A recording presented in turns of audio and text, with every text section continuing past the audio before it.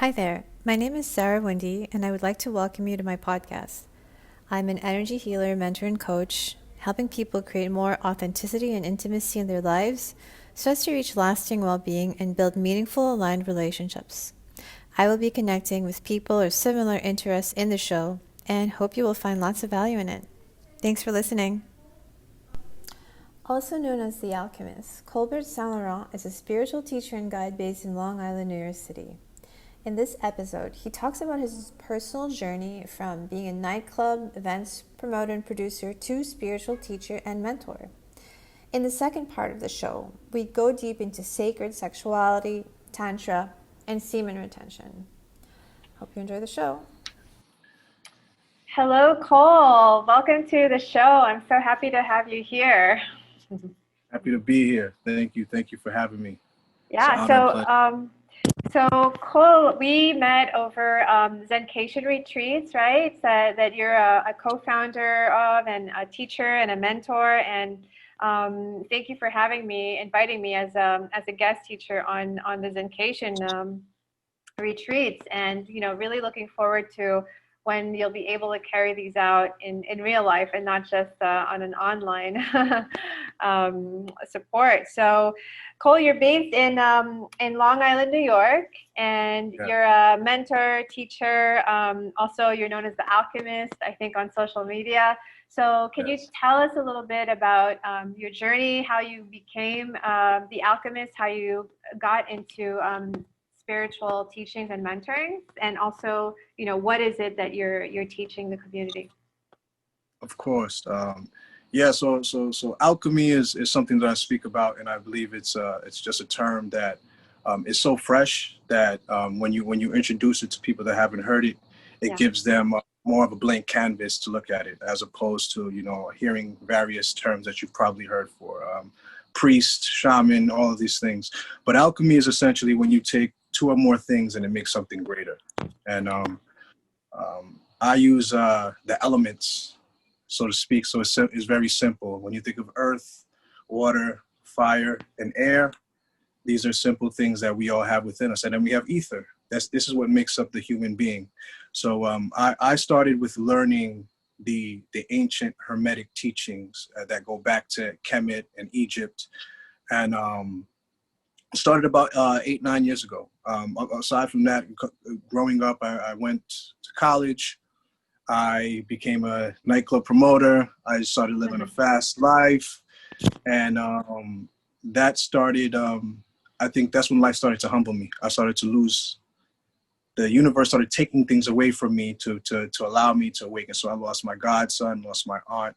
These are things that that humbled me and allowed me to really slow back, take a few steps back, because anything that I chose to put my mind to, I was so determined to succeed that I always made it there. And this can be a gift, and it could be a curse at times, because whatever you put your mind to, you'll succeed. But as they say, you have to be careful what you wish for.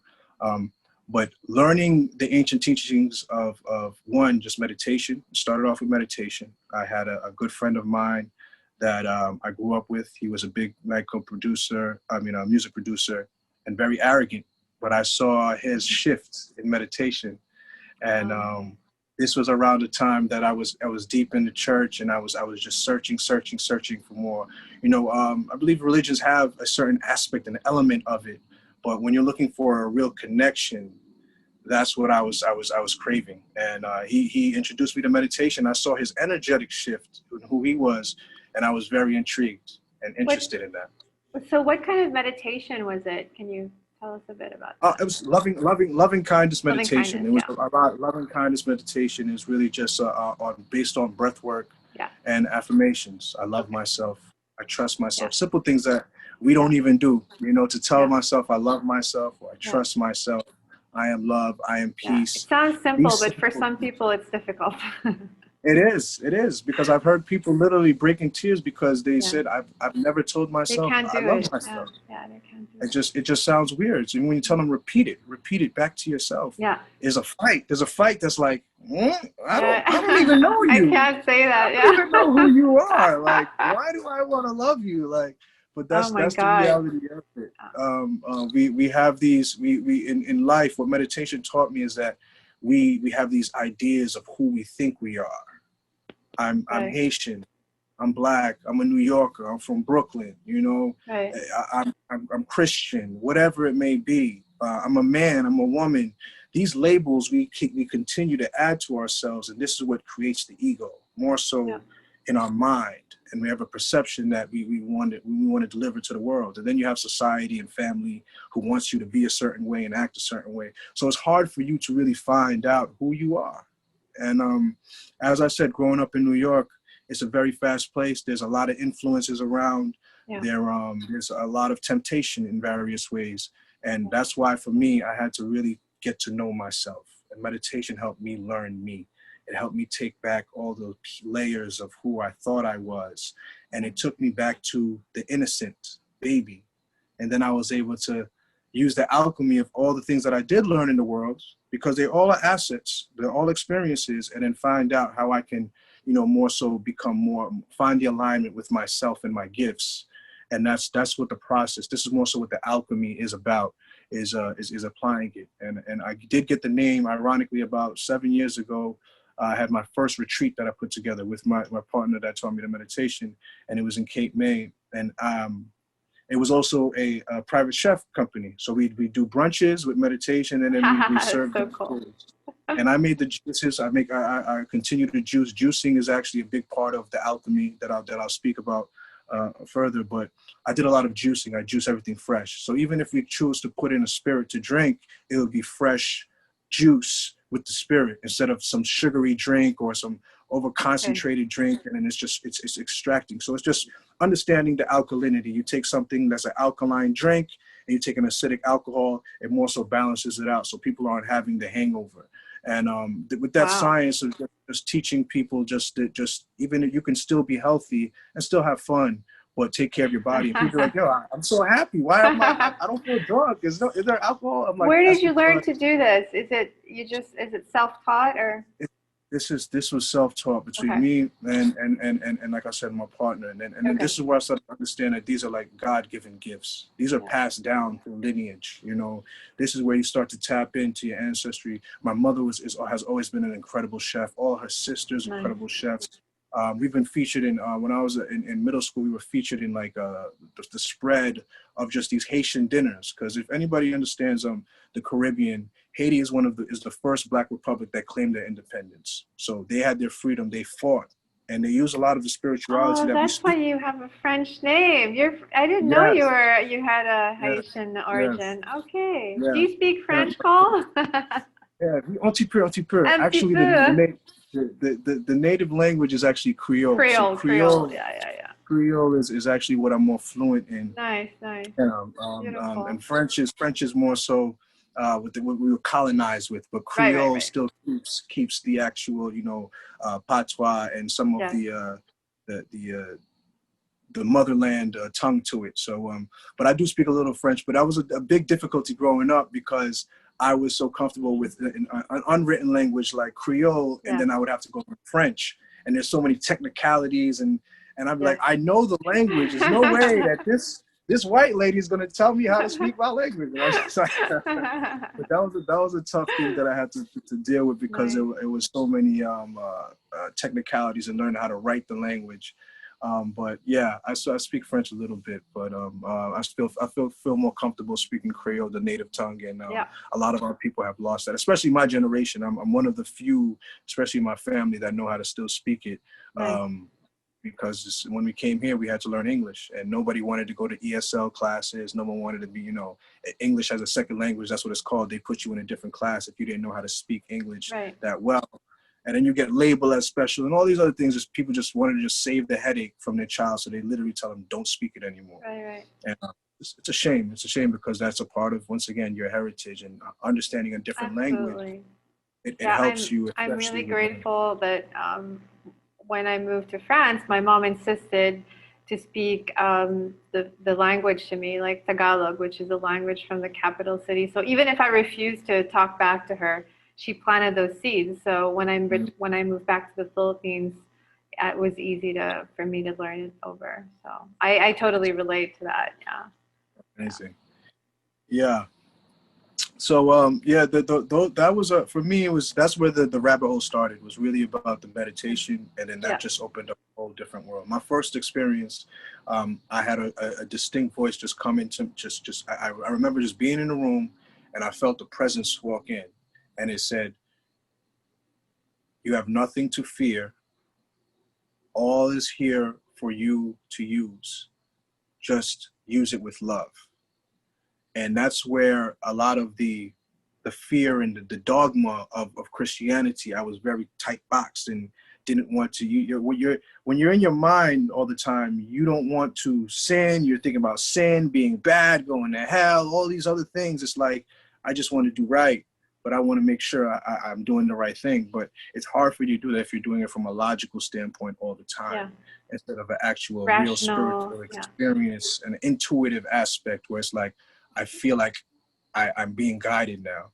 And that's what allowed me. It allowed me to build a stronger connection with the universe and hear that voice clearer and louder when going through life. And it's just something that I just seek to share with everybody, because I know how much is done for me, how incredible I feel every day. That when I see other people going through, the struggles of life, it doesn't matter how successful they are. I mean, the type of clients I deal with, one of my recent clients, he's on the Forbes, and he's spiritually broken. Yes. He's not even, hasn't even hit 30. He's on the Forbes, articles and everything, but he's still lacking that spiritual strength. The material is one thing, but the spiritual is what we've been stripped from. What we haven't really learned. It's been, I truly believe it's been strategic. But as I've gone on the journey, the more truth, the more light I find, the more awareness I have, it just becomes more clearer. And all I do is seek to just, one, gain more truth, because the more that I know, the more that I can share. And it can just be a trickling effect to others. I think, there's an old paradigm belief that you can either be financially successful, materialistic, or spiritual, but not both, right? Mm-hmm. So I think the work that we're all doing now is kind of bridging that gap and saying, no, like, we're meant to be abundant on all realms, spiritually and and physically and emotionally. So can you speak a bit about that maybe? Like, seems like that's what you're helping people with. That's our birthright. This is our actual birthright. When you talk about kingdoms being built, and even when you go back and look at Egypt, you talk about they had all these things where it was gold, and there was we were kings and queens, pharaohs. This is our actual lineage.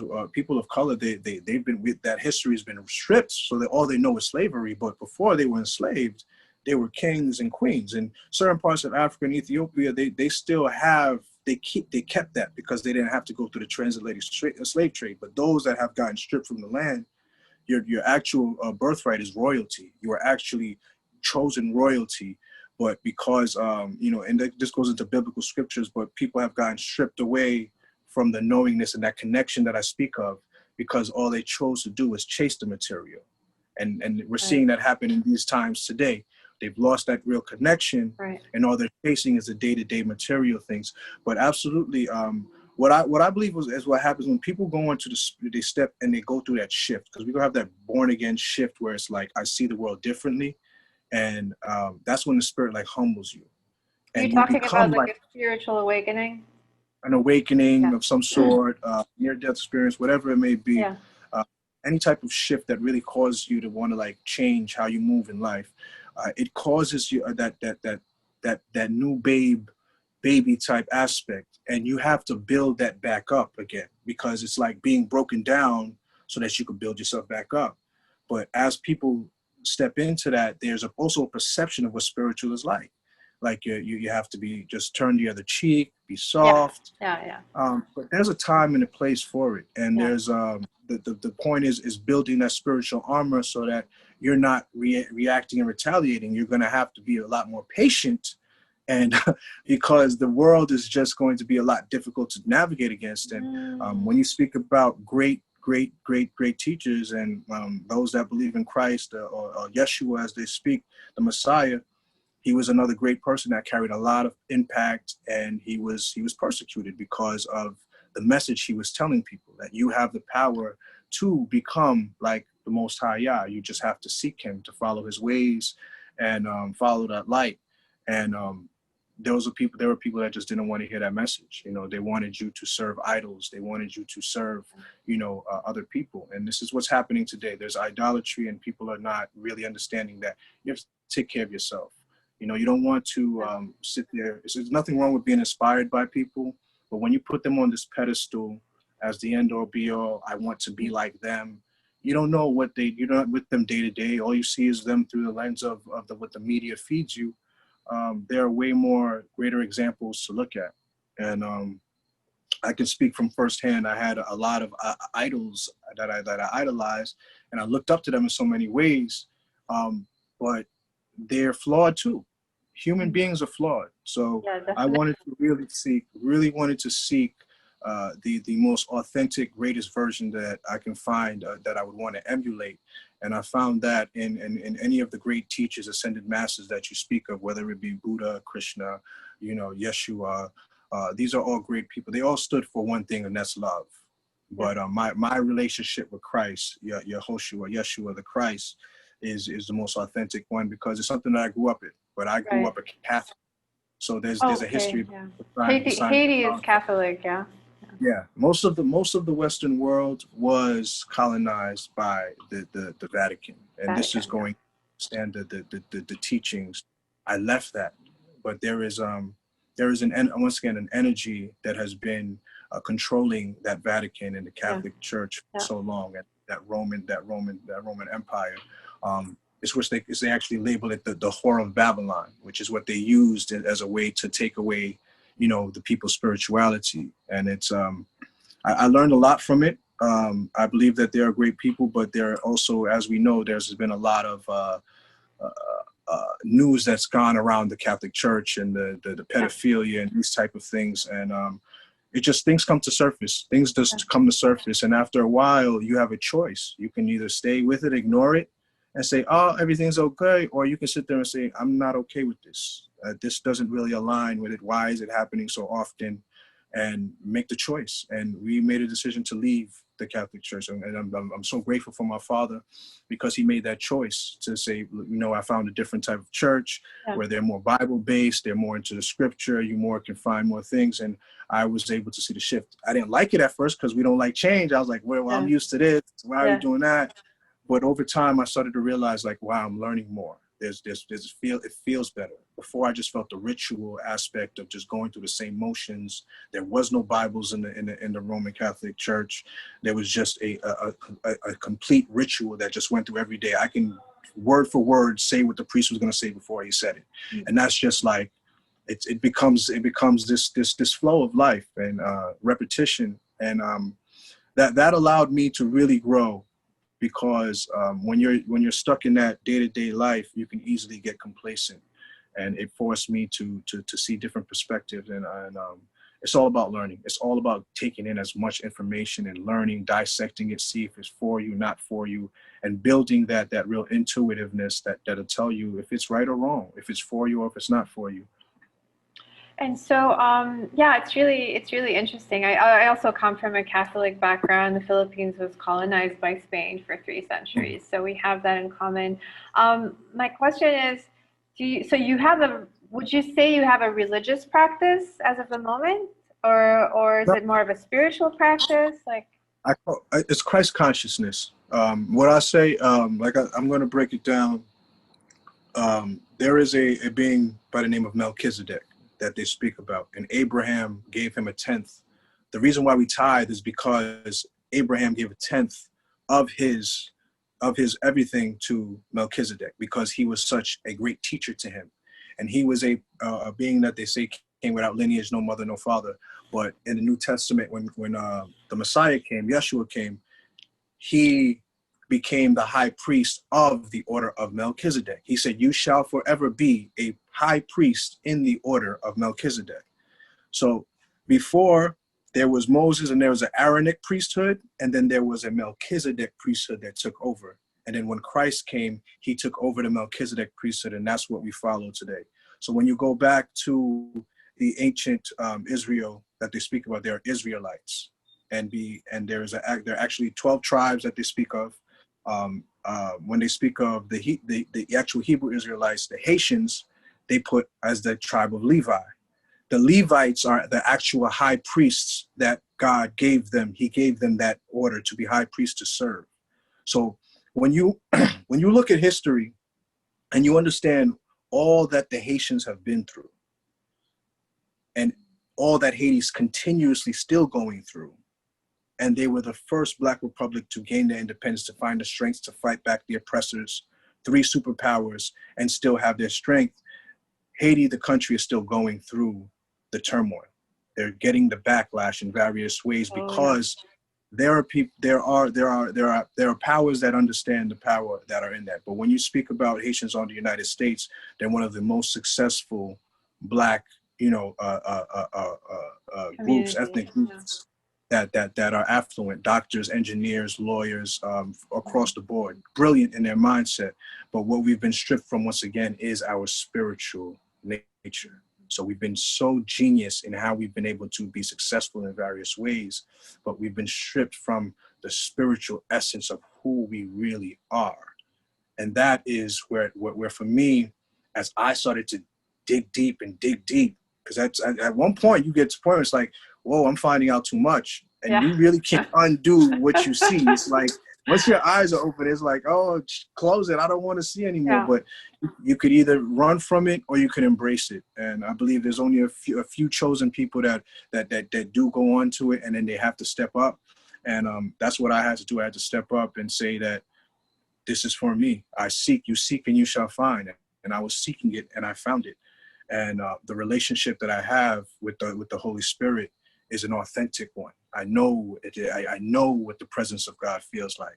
And it's something that you can touch others with. And you naturally do it. We naturally do it with that type of energy. And that's why, understanding just the Eastern traditions of chakras, it's easier for people to understand how the energy centers work and how you can cleanse the energy and you can channel it back up. And that's why all of these teachings with Tantra and Sacred Sexuality, they go hand in hand.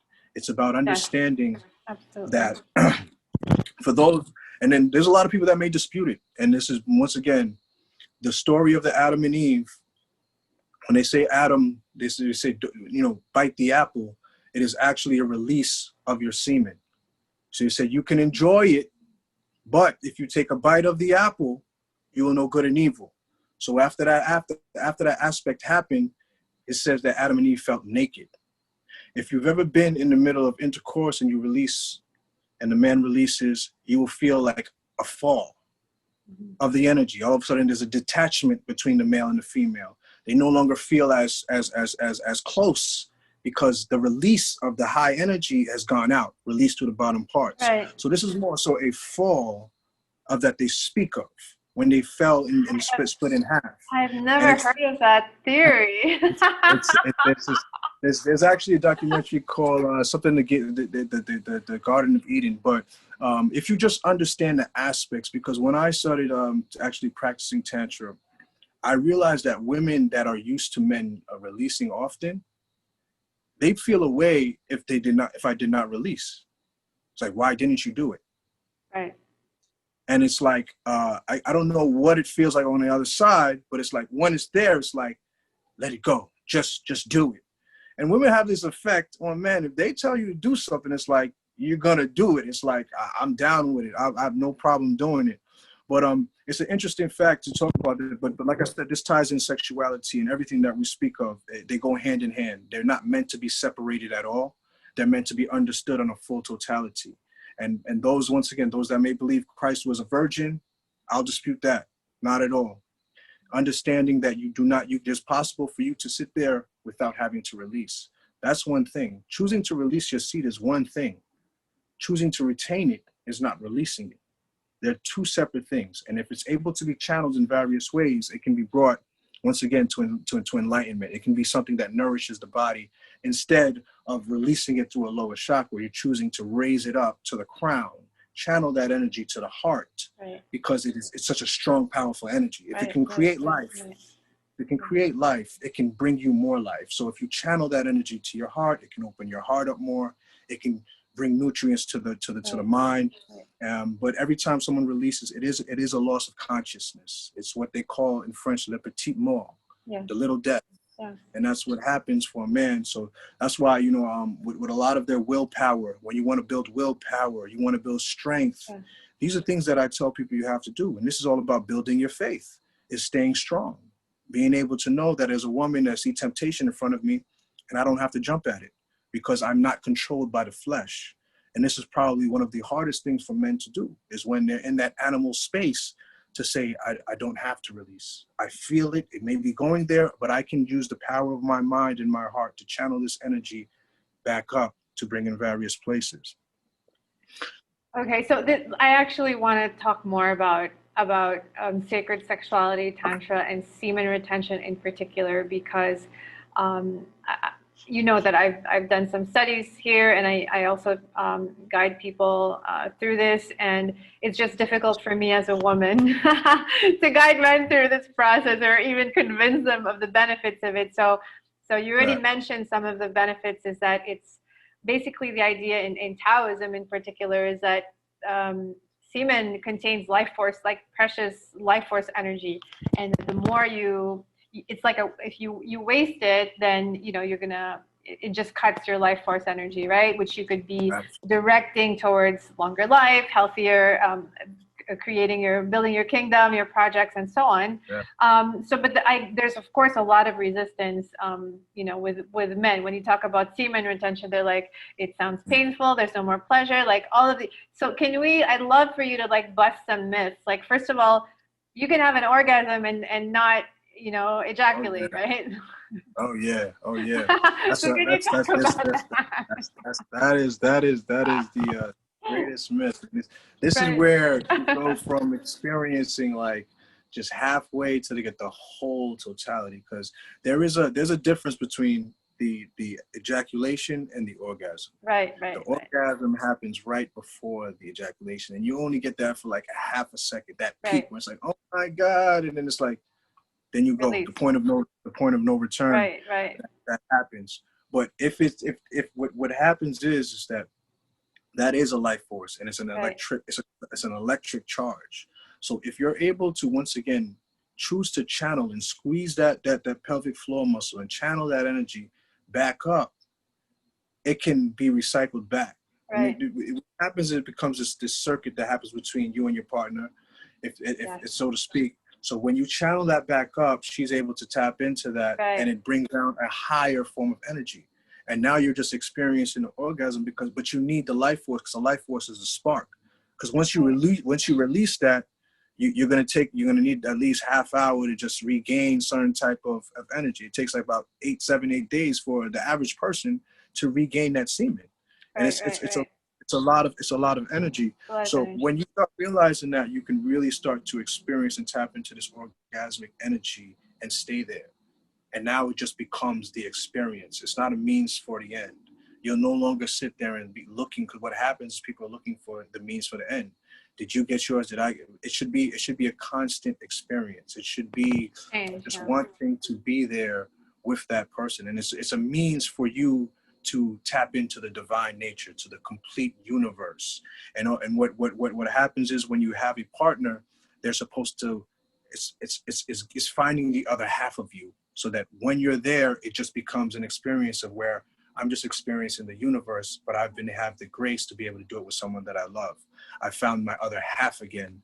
And this is the wholeness, the clothing that, you know, Adam and Eve may have felt before they felt the nakedness of like what happened. It's like now it's over. And there's so much that we have not been educated about. And once again, I believe that's been strategically, because mentally, if you think that you're doing something wrong, or you think there's something off about it, or it's dirty, that energy in itself carries a vibration and a frequency on your body.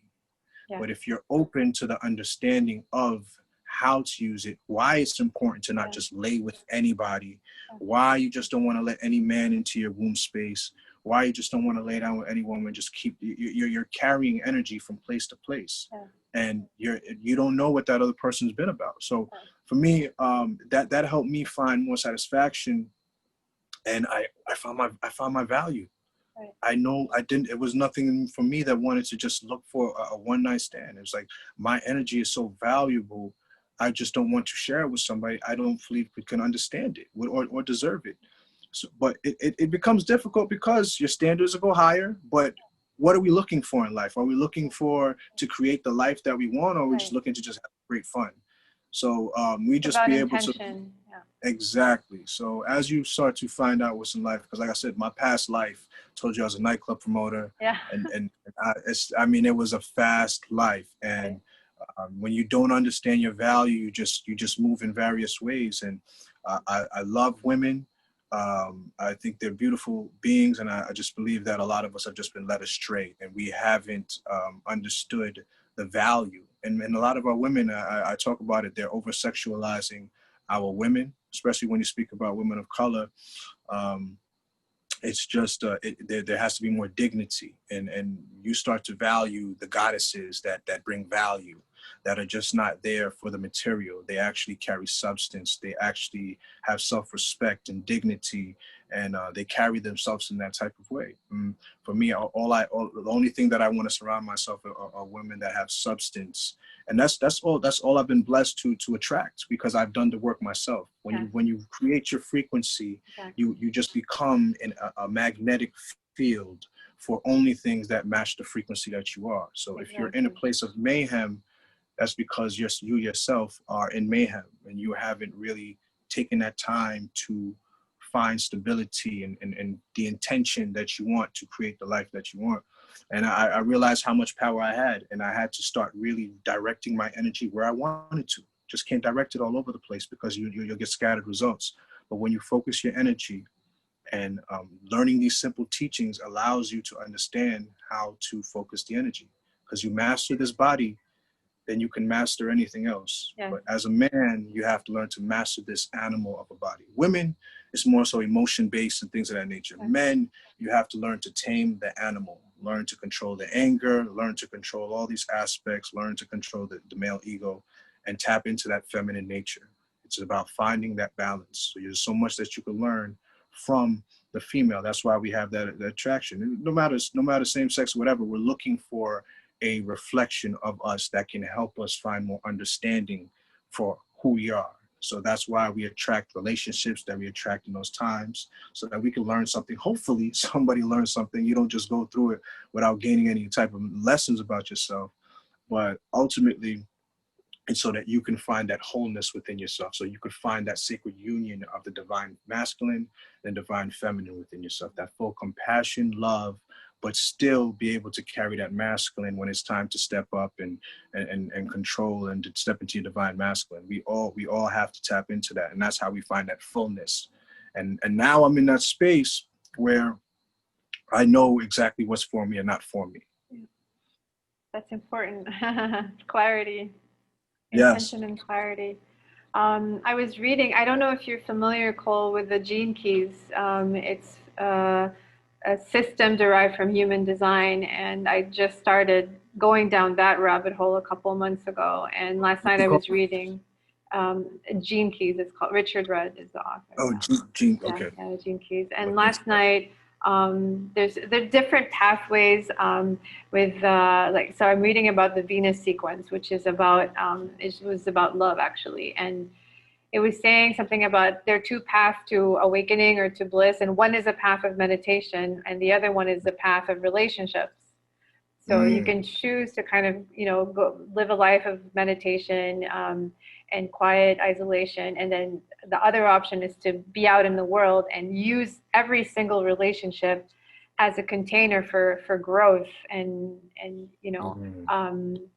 learning and facing these challenges. And it was so simple, but it was so profound, because I mean, when you look at it, all we have are really relationships, right? Starting with our relationship to ourselves. And so all of them do provide, whether they're, difficult or not, they all provide, like you said, like an opportunity for self-knowledge and Yeah, it's really, really interesting. Mirroring and so on. So it's really fascinating. I just wanted to go back. I'm sorry I keep going back to this, but there are very few people that I know personally that teach about, Tantra and in particular semen retention. So if a man is interested to go deeper with this, where would you recommend they start? Like where's a good place to start with that?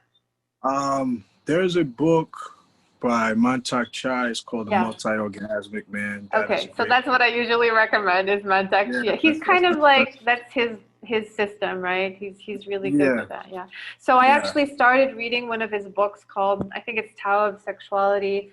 It's Uh, very technical. It's so yeah. technical. Like I was starting to read like how to A do it lot for of a guy. it is. It's so technical and like there's so many steps and I was like, wow, Yeah. you really have to be committed to this process, right? Yeah. To pursue it. Yeah. It definitely is. It's one of those things. I mean, a lot of couples like it takes patience and Yeah. it takes dedication, and you Yes. really have to take time to it. But I always tell people that it starts at meditation. It really Okay. starts at meditation. It Yeah. really starts at really learning to control the breath, because the Yes. breath is a big part of it, That's especially true. when you're in that space of when it's passionate and you're with somebody. Your breath becomes shallow. But if Right. you learn to control the breath and just breathing it back up, just really just allowing the air, the oxygen, because it's like it's really learning to just master this body. And this is where you learn to walk on water, because when it gets a little too exciting, it's like Walk on.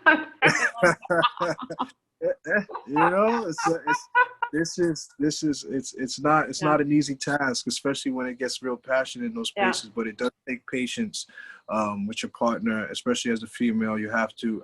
There's times where people just they want what they want, and it's like you have to learn to really just work with your partner and learn to just Yeah. be present. Don't have it as a means for an end. You just really just want to experience this time and space with each other. You're actually bringing meditation to just this physical aspect where I can just enjoy this meditative experience with somebody in this Yeah. close space. And it doesn't even require, penis vaginal intercourse. It could just be just us holding each other, Yeah. just sitting on, just following our breath, sharing our breath.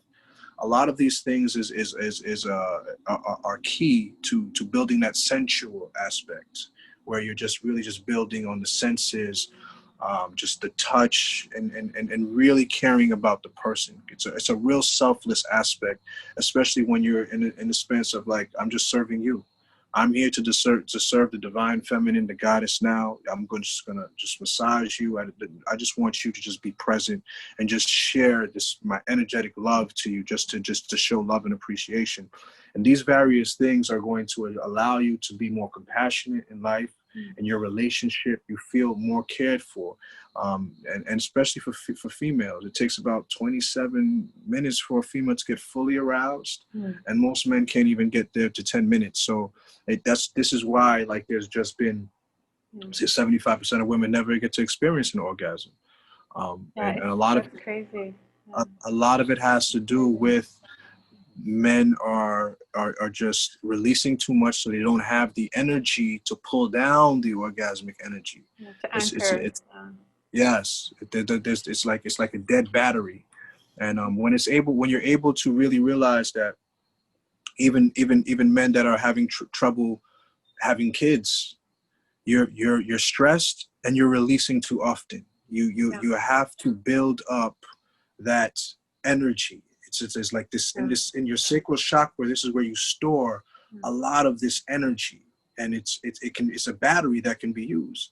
And at times you can release it whenever you need, but when you learn to store it up, your body, it actually becomes this energetic field, and that can be shared and felt, where you can just be walking with this orgasmic energy at times. And this is what creates life. This is what creates life at all times. And the only way life can be born is if the orgasm happens. So it's the highest level of energy that exists on the planet. So when you're able to contain it and energize yourself with it, it becomes a healing thing. I don't know if people have seen, there's people that can actually start fires with their hands. You could feel the heat because they're able to channel it, because they have all this chi within their body that they're able to focus in one place to allow the energy to rise. But all of this is real. It's just hard for people to comprehend because we've been stripped down and from the actual high purpose of this technology that we have. And as we raise to higher frequencies, I'm seeing things start to shift. Oh, things are shifting for sure. Yeah. Things are definitely shifting. That's why I'm grateful to have teachers like you to show people who are ready to learn. Just one more question before we maybe start wrapping up. How do you practice without a partner? Like for it starts with your breath once again. And I'll break it down. The women, I brought it up earlier, the pelvic floor muscle. Right. For men, it's like when you're like have to hold the pee. Yeah. You hold that. You can do that with breath work. So as you take a long deep breath in through your nose, you squeeze that. Envision the energy going up your spine to the top, and on the exhale. Yeah. That's microcosmic orbit, which I also do. Yeah, that's the microcosmic orbit. So if you practice that, you can start to really channel the chi, the life force up the spine, because this is where the spine is the rod that gives you all the energy. It's what connects and communicates with the whole body. So from the pineal gland up, you have to learn to start practicing that flow and practice it with the breath. Once you start to understand and visualize and feel the energy being circulated and sent back up to the top and going back down, you can start to play with the energy. Now you can send it to your heart. And let me just allow this energy. I want to open up my heart chakra. So now I'm sending this sacred energy to my heart chakra to heal, to open up more.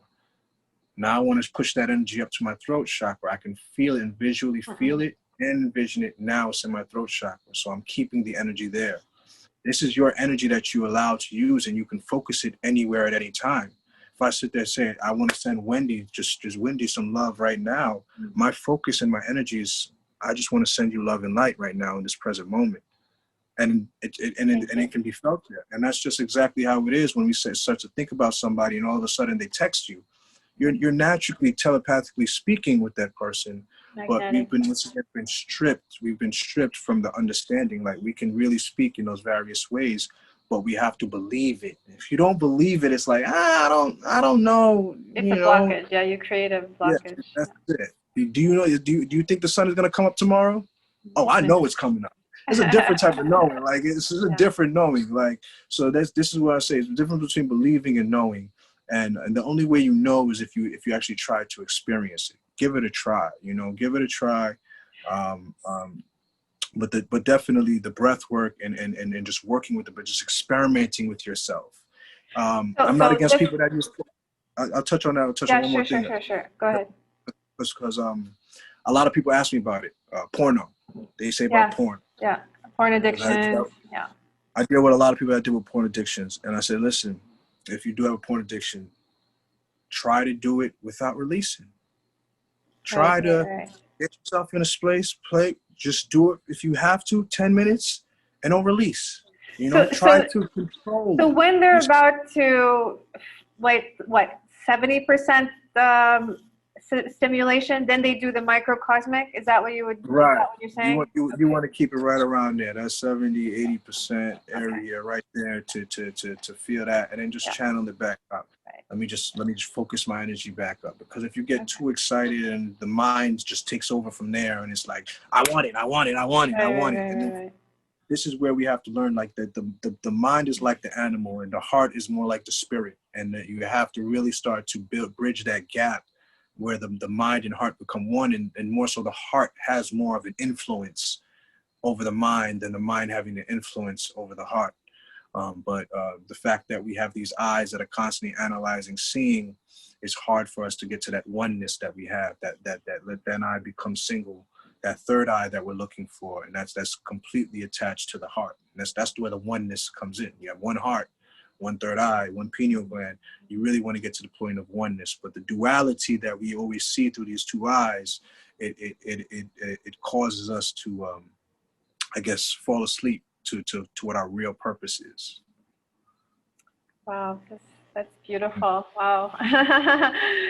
So much to learn and to practice. It's actually, I find it very exciting.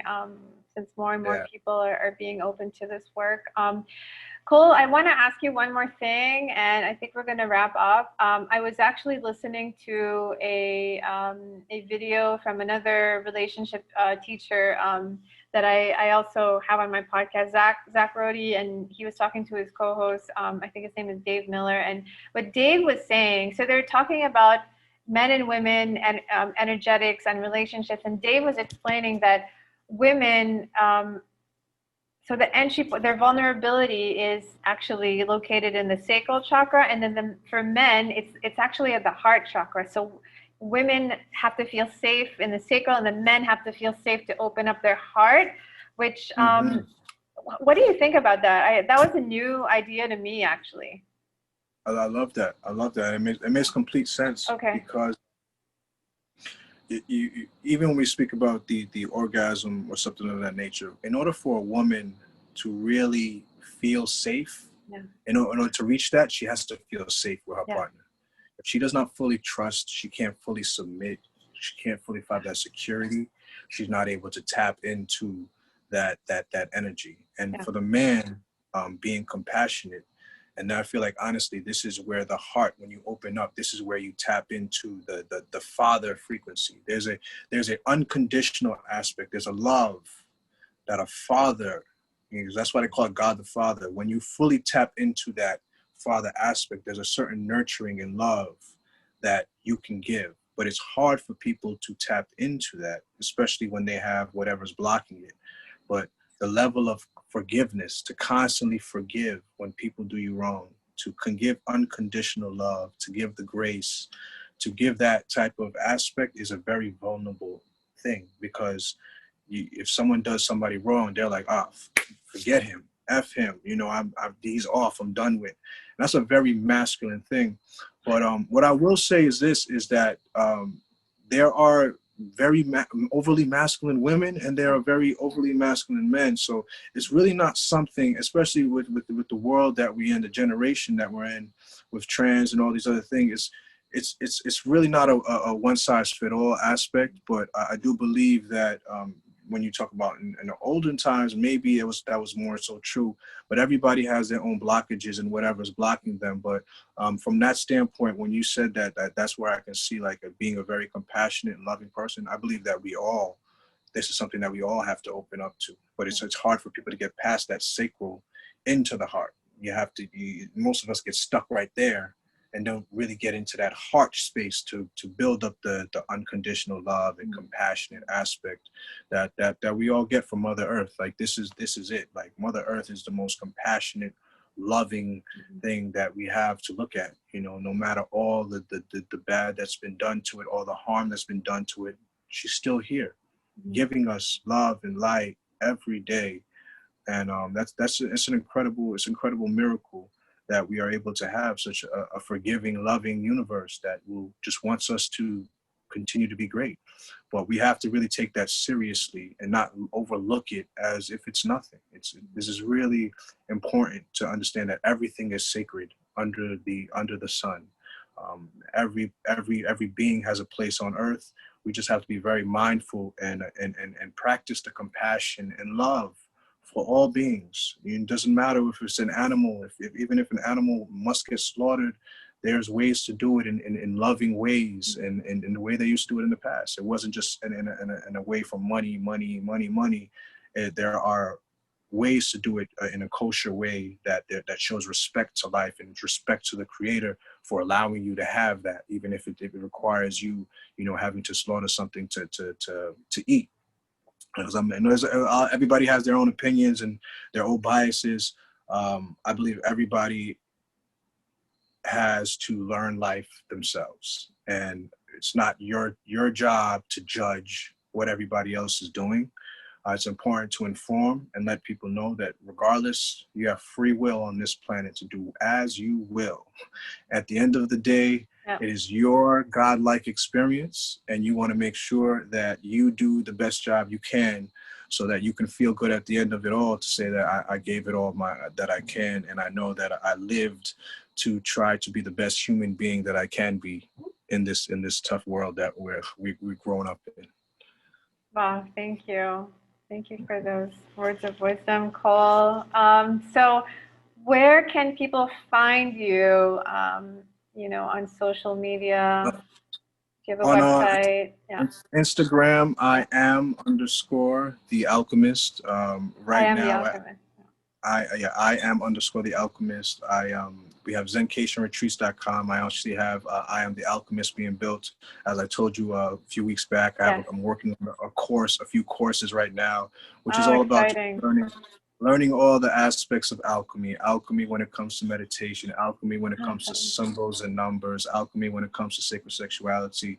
We're just keeping the Yeah. whole theme of alchemy across the board, Beautiful. just allow people to understand and get familiar with it, because in the ancient times, alchemy was just thought of as this material thing. I Yeah, can the gold.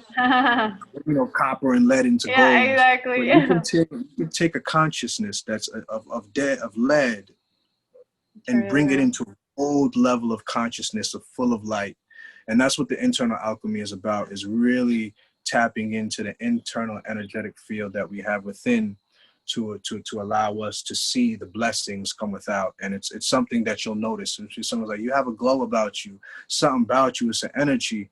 I know what it is because it's something that I've cultivated, but it's not something that I'll sit there and be arrogant and speak about, but it's something that I chose to work at, because I chose to work on the inside, as opposed to those that I see that are just seeking the exterior. Sure. You can see they don't have the light.